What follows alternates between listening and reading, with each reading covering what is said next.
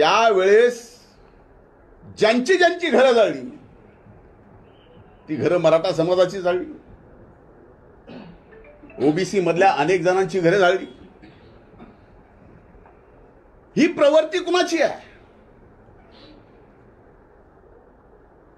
हे पिल्लावळ जे आता तयार झाले घर जाळण्यासाठी, कुणालाही संपवण्यासाठी, हे कुणाचे आहे? आम्ही तर असं केलं नाही। तर मनोज जरांगेंना वाटतं की धनंजय मुंडे या पृथ्वी तलावरच नसावा आणि याचं खरं भरं 12.5 कोटी जनतेच्या समोर त्यांनी यावं, आम्ही येतो। महाराष्ट्राच्या जनतेच्या समोर एकदा होऊन जाऊ द्या की फायदा ईडब्ल्यूएस मध्ये की फायदा ओबीसी मध्ये, त्याचं उत्तर नाही आलं। एक बलात्कार झाला होता कोपर्डीला, त्यावेळेस तिथं कुणीही गेलं नव्हतं। अल्पवयीन मुलीवर बलात्कार झाला, मी स्वतः पहिल्यांदा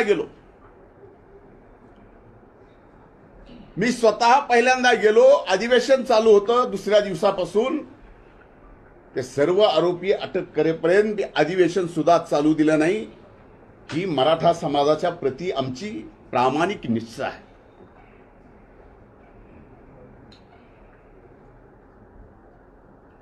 खरं तर मी ज्यावेळेस पालकमंत्री होतो आणि कुणबीचे प्रमाणपत्र देण्याचा निर्णय राज्य सरकारने घेतला, त्यावेळेस 80,000 कुणबीचे प्रमाणपत्र आपल्या या बीड जिल्ह्यात मिळालेले आहे। त्याचं रेकॉर्ड सुद्धा आहे, तेही आपण तपासून पाहू शकता।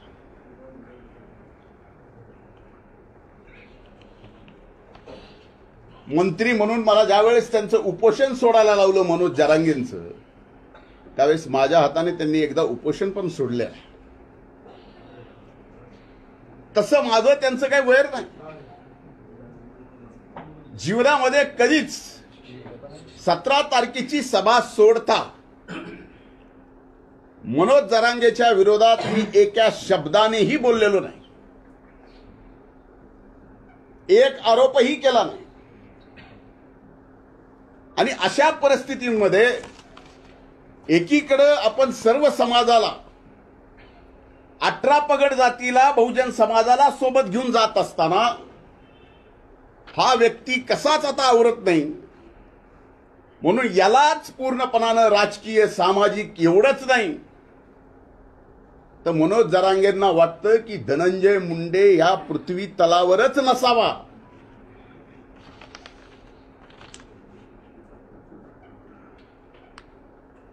यासाठी ही धडपड आहे।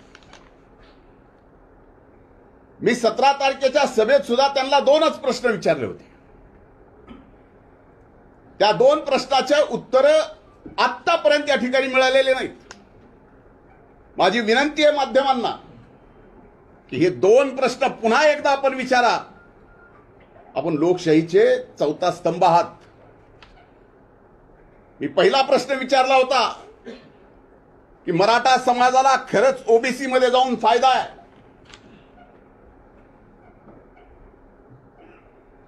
का ईडब्ल्यूएस मध्ये जाऊन फायदा आहे, आणि याचं खरं भरं 12.5 कोटी जनतेच्या समोर त्यांनी यावं, आम्ही येतो। महाराष्ट्राच्या जनतेच्या समोर एकदा होऊन जाऊ द्या की फायदा ईडब्ल्यूएस मध्ये की फायदा ओबीसी मध्ये, त्याचं उत्तर नाही आलं।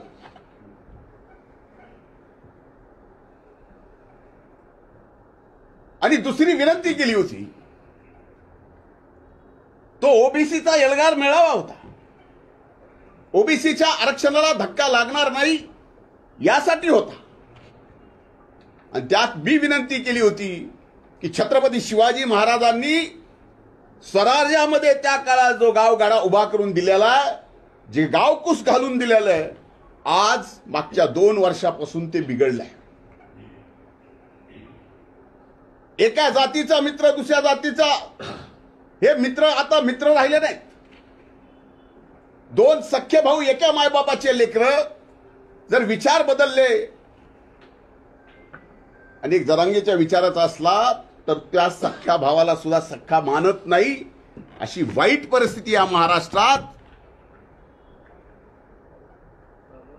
शिवशाहू फुले आंबेडकरांच्या या महाराष्ट्रात, या पुरोगामी महाराष्ट्रात हे वातावरण कुणी तयार केलं?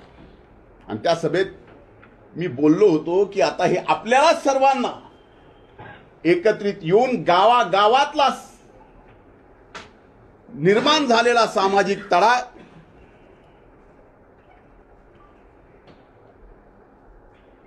आपल्याला त्या ठिकाणी नीट घडी बसवावी लागेल. मला आजही आठवतं की या बीड जिल्ह्यामध्ये एका फोनवरून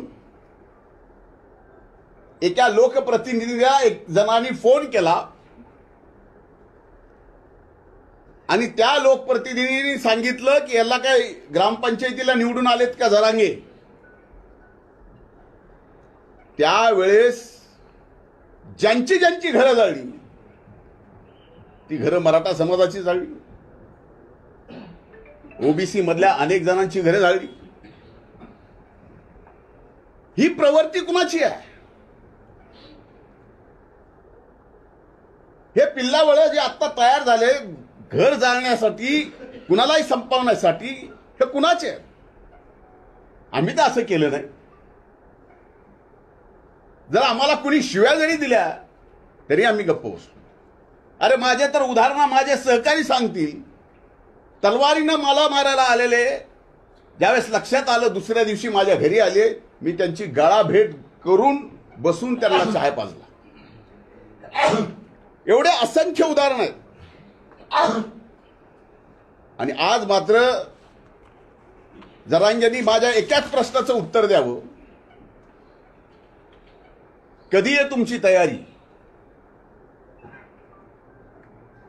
ईडब्ल्यूएस मध्ये जास्त आरक्षण मिळतं का ओबीसी मध्ये जास्त आरक्षण मिळतं?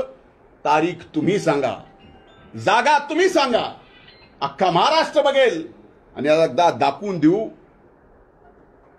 की ईडब्ल्यूएस मध्ये जास्त मिळतं का ओबीएस मध्ये जास्त मिळतं, ओबीसी मध्ये जास्त मिळतं.